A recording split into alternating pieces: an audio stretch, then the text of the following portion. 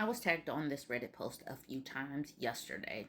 This woman says, "Am I the a-hole for asking for divorce when my husband spent the night at his ex?" When women ask these questions, am I the a-hole? It's literally just looking for validation for feeling normal human emotions. She says, "We have been married since September, so just last year, together since 2019, expecting our first child. I love him very much. No other issues but his dear friend Emma, who is also his ex-girlfriend.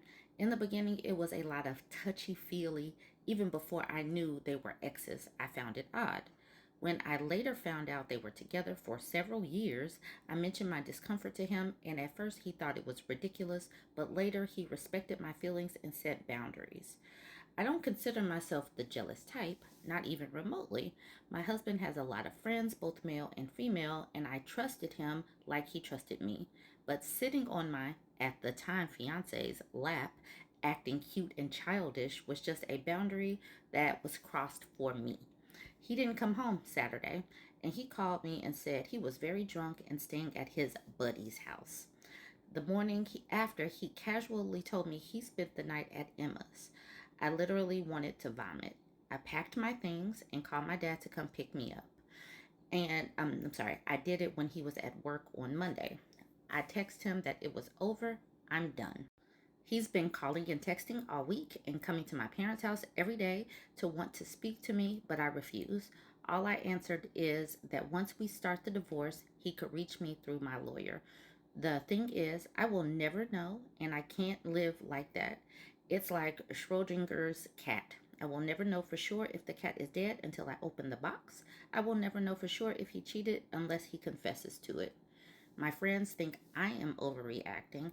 My parents are supportive, but only because they respect my decisions and always have. They haven't uttered their opinion. My husband is going mental, and Emma, well, she texted me swearing up and down that nothing happened with an LOL and don't be this insecure and sensitive.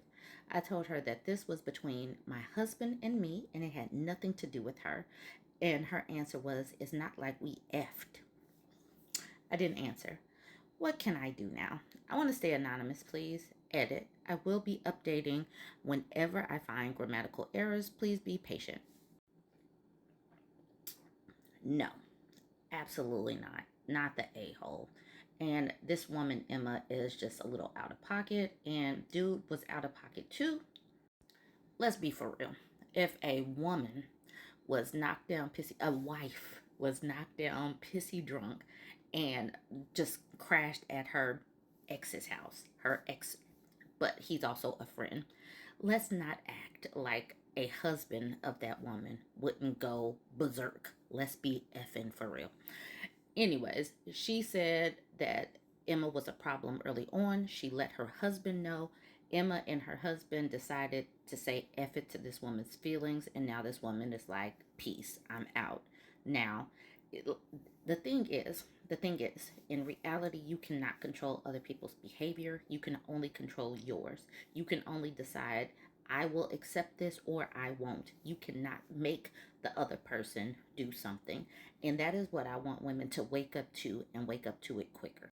Okay, so the OP comments with, so Emma texted again. "Look, I know that you are mad at me and I want to apologize. I swear nothing happened. I don't want to be the reason to break a marriage. I am sorry, okay, but nothing happened, really. I have contemplated answering her and included my loser in the my loser ex in the group and including screenshots of the text she sent so far." And this is what she thinks that she wants to send. "Hi, you two. I thought I should include you, husband's name, in this because I don't want to say this more than once. I'm including screenshots of Emma's text to keep you in the loop. I am not mad at you, Emma. I don't even think about you beside when you force contact on me by texting me. I try to ignore your pathetic texts, but maybe you should know the truth that you didn't break or help breaking a marriage. At least not one worth having. Because if it was, neither you nor anyone could have broken it. I am glad you feel some kind of remorse anyway, and I hope you two think the next time you involve innocent people in whatever arrangement you have. Have a great life, both of you. I know I will. She says, I want to send it. I so want to send it. Bubbly Mulberry says, something happened. He stayed the night with her. That is something. That is enough to break all trust and for you to walk away. He knew what he was doing, which is why he failed to mention he was staying with Emma. My petty self would send the text to both of them. And the OP says, unfortunately, I will never know until he confesses. I don't need to send any texts anymore. He's been in contact with my parents, and mom told him that his mistress was harassing me via text and that he still didn't respect our privacy, going to his mistress with everything. According to her, he swore he never even talked to Emma, and then he was silent when my mom told him that she wrote and apologized and left shortly afterwards. This happened while I was at dinner with my friend and her husband. He texted me, we need to talk, please. Whatever Emma texted is just to hurt you, and it's all my fault. I'm so sorry, but we need to talk. And then this person says, did your mom really refer to Emma as your husband's mistress when she spoke to him? I kind of love that a lot. The OP says, yes, my mom is like that. She is very calm, but venomous when angry. Somebody's like, I love your mom. And then this person says, how did he react to the mistress comment? I'm 100% behind you on this, by the way. My ex pulled some similar stuff, and I finally got to a point where I chose me. He cried the day I moved out because he never believed I'd leave him. Men are rubbish, date women. This person says, he's not sorry. He's just a sorry butt. The dumb butt is tangled in his lies. This person says, what's concerning is that he keeps lying until someone can prove otherwise. It seems he lied to your mom's face until she told him specifics about Emma's text messages. It's kind of scary. What did he say when your mom called the ex his mistress? I always say that sooner or later everything comes to light, so it's a matter of time until you know the trying way or another, but it's a bad situation. By the way, can you surprise him with a lie detector test? And then this person starts talking about trickle truthing. She says it's trickle truthing behavior employed by actual cheaters. There will only be a confession in the face of actual evidence. She continues with, my ex lied about cheating so much you'd think it's all you until I amassed 11 pages of evidence and sent it to him at work. It's crazy that you have to do so much, but I'm glad that this woman has moved on without even having a bunch of evidence. This person says, she quoted, she texts just to hurt you, and then responded with, yet he still chose her. Keep digging that hole, buddy. And Mickey says, I genuinely want to know what he thinks there is to talk about beyond asset division and parenting time. Because even if he admits this is all his fault, how do you come back from this as a couple? I think I'm gonna leave it there. We can all see, and we could have seen really early on, even just based on the title, that she wasn't the a-hole. But you guys can go ahead, jump into the comments. Let me know what you think about this one, and don't forget to like, comment, and share. Once again, a woman asking if she's the a-hole, and it's just simply her looking for validation. Listen to this. The title doesn't really give it away specifically, but the post does. Would I be the a-hole if I broke up with my boyfriend after seeing some of his banking info? She's 23, he's 29. She says, I live with my boyfriend and have been trying to finish college. I work part time. This has been our setup since we moved in together, and it never caused us any issues at all. About 6 months ago, he got a pay cut. We know several people who are SEX work adjacent. From this point on, I'll just call it SW, adjacent. And he really wanted me to do something like that until he got another job. So I did that for a few months. I never knew exactly how much he made, but we never struggled before. I was on his iPad the other day and he had a few screenshots of some of his accounts. He has like over $50,000 in a savings account and the same amount in some kind of investments, I believe. I was really upset and I feel betrayed and like an absolute effing idiot. I sent him a text asking what WTF this was, and he ignored me until he got home. When he got home, he was so nonchalant about it and kept smiling like it was no big deal. This was infuriating to me, and we got into a fight.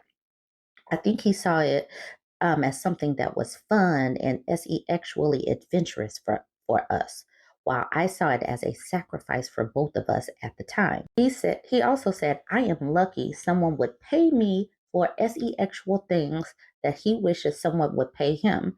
I just felt betrayed and lied to and wanted to break up. On the other hand, it is his money and he has supported me through college. So do I have the right to be upset?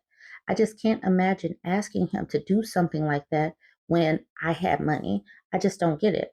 I think the only reason he would want me to do that is for sexual reasons, which sucks, in my opinion. A lot of people will blame me if I do break up with him, especially people I can't tell the full story to. Would I be the a hole if I broke up with him because it is his money and not my business? Genuinely asking. This man lied by omission. He lied by omission. And when you are not truthful, it removes the aspect of consent. I need people to really understand that consent is given when everybody is on the same page. She did S work. She did S work because she thought that they needed that money to survive. She did S work while he was sitting up here just having fun with it and having some kind of weird power play. Like old hamster said, he pimped you out. And somebody said, no shorter and better way to put it. And this person says, I mean, that's exactly what happened here. Textbook pimping. This person says literally this. He had the money, but he convinced you to do whatever S work you did. I'm not belittling S workers, but you did. I'm sorry, but would you have even considered it if the $100,000 man hadn't pushed you into it? Now, this person, okay, might not be popular, but a fully grown woman does hold accountability for her own actions. We cannot keep switching between women are empowered and women are victims by default, depending on what benefits the specific woman in each situation. She agreed to do S work, so she holds the accountability. Yes, manipulation and deceit do exist, but people can think for themselves. OP can think for herself. People that are opposed to becoming S workers find other solutions. OP did not. Accountability is part of being an equal. I would have accepted your approach if OP was 18 or 19, but she's 23. She's been a full adult for 5 years now. She knows how this works and she chose to be an S worker. This is absolutely not true, people. Don't listen to this type of thing. There's no account. She should not be held accountable because he lied by omission. He lied by omission and manipulated her. She thought that this is what they needed to get by. So it's not about empowerment or anything. She was lied to.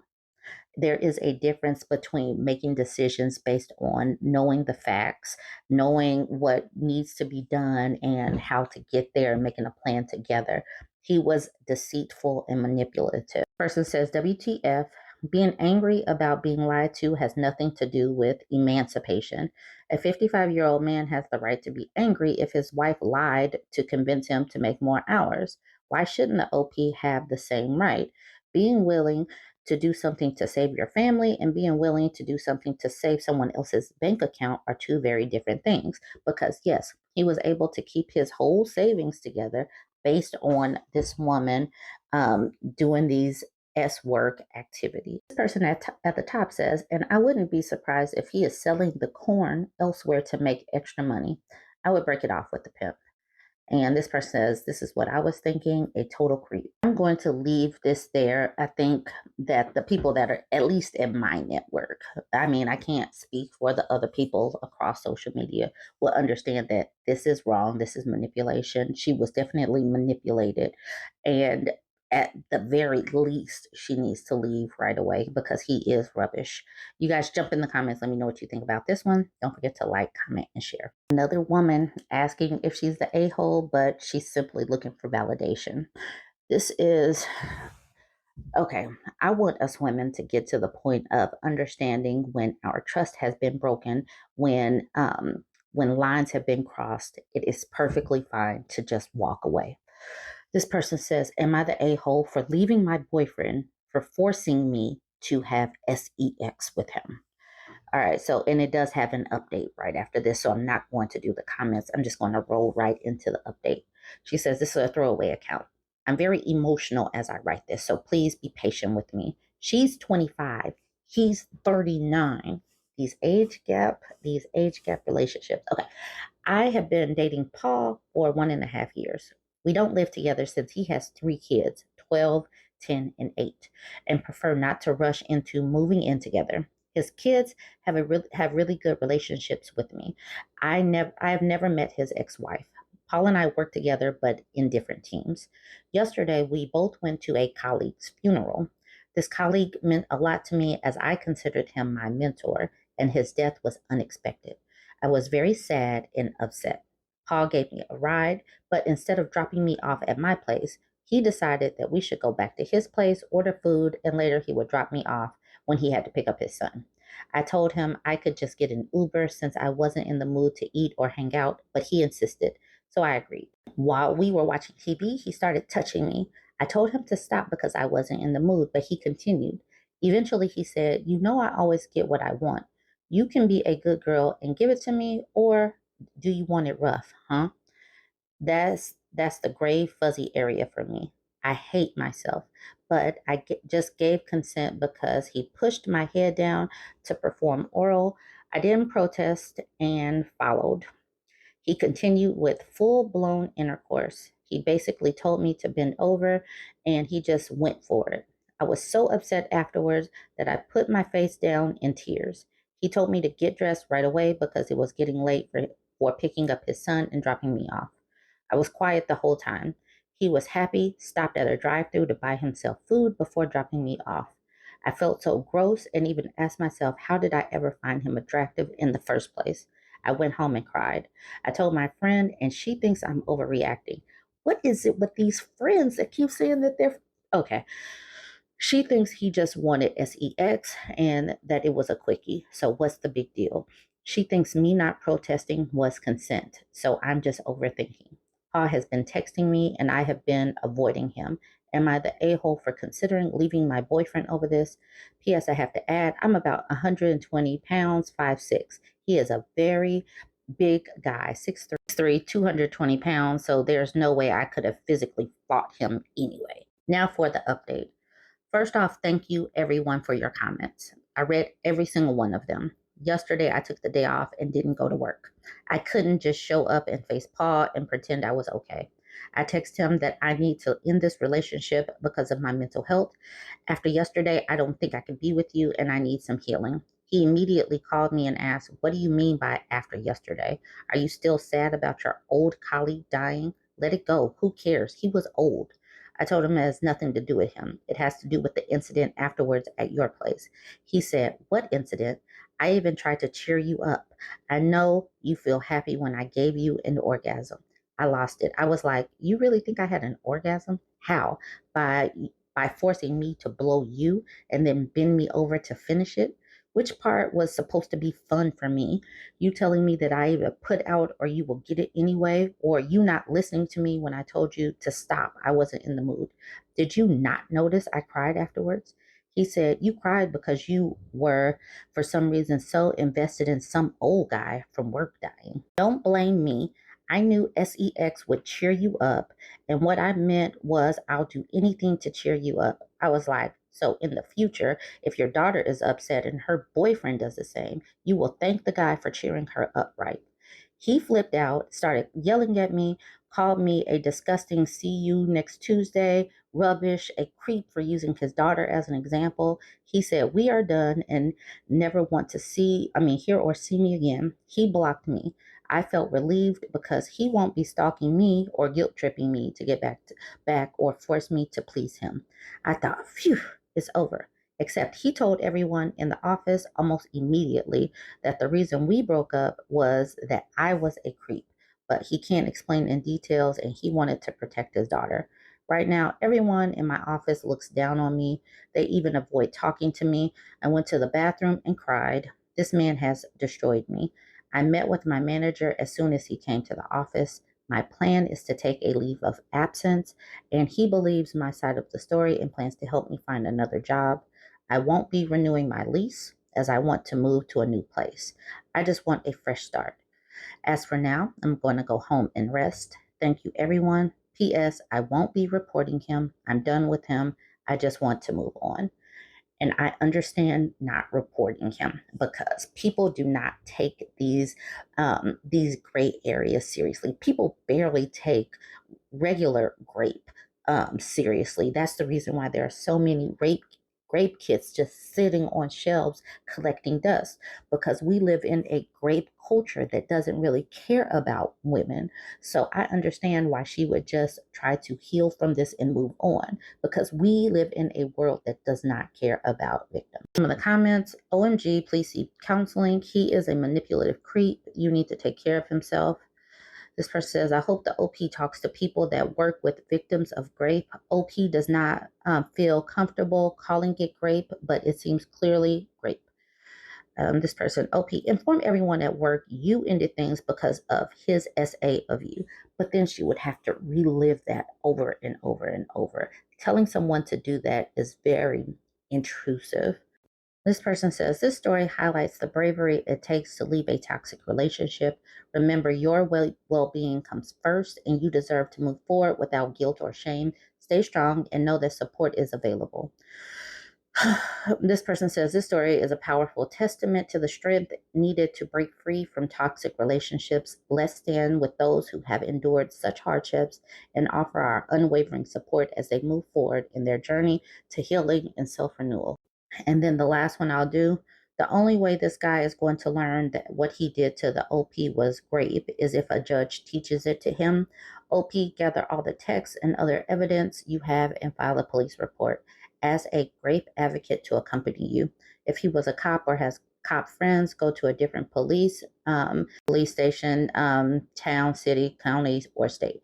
All right, so I'm going to leave it there, but we have got to teach our boys what consent is. A consent is an active yes. We have got to teach girls what consent is so that they are not sitting here feeling like there's a gray area, like, did I really consent? Did I not consent? Boys and girls need to know this so that when they become women and men, that they really understand consent. Jump in the comments. Let me know what you think about this one. Don't forget to like, comment, and share. So we have been following the chronicles of this woman who was a stay-at-home girlfriend for 30 years. And she's a grown woman, so it's crazy to even be saying a stay-at-home girlfriend, but that's what she is, or that's what she was, because they are now broken up. This is her fourth update.